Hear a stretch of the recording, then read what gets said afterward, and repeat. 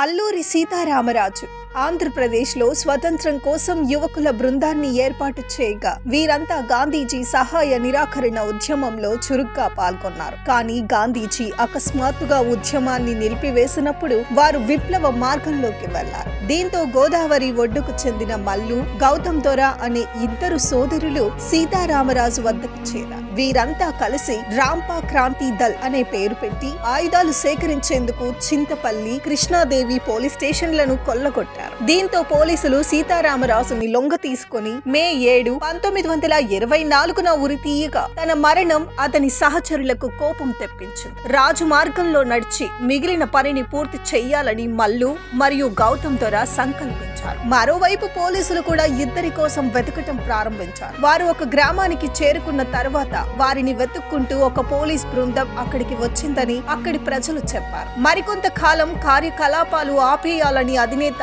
తదితరులు ఆయనకు సూచించారు. చాలా రోజుల తర్వాత పోలీసులు ఆ ప్రాంతం నుండి బయలుదేరే ముందు మరోసారి ఇంటెన్సివ్ సర్చ్ ఆపరేషన్ చేయాలని నిర్ణయించుకున్నారు. 1924 జూన్ 7న పోలీసు బృందం మొత్తం 3 భాగాలుగా విడిపోయి వెతకటం ప్రారంభించారు. ఓ యువకుల గుంపు నది ఒడ్డున దాక్కోవటాన్ని ప్రయత్నించాడని పోలీసులు బృందం గుర్తించింది. దీంతో ఇరువైపుల నుంచి కాల్పులు ప్రారంభమయ్యాయి. బుల్లెట్ శబ్దం విని ఇతర పోలీసులు కూడా అక్కడికి చేరుకోవటంతో క్రాంతి వీర్ని 3 వైపుల నుంచి చుట్టుముట్టారు. ఈ గొడవలో మల్లు, దొర కూడా తీవ్రంగా గాయపడ్డారు. ఎలాగోలా అక్కడి నుండి బయటపడగలిగాడు. కానీ పోలీసులు అతనిని కూడా అదుపులోకి తీసుకున్నారు. అతన్ని జూన్ 19, 1924న విచారించి ఉరితీశారు. ఈ విధంగా ఇద్దరు నిజమైన సోదరులు దేశ స్వాతంత్ర్యం కోసం వీర మరణాన్ని ఎంచుకున్నారు.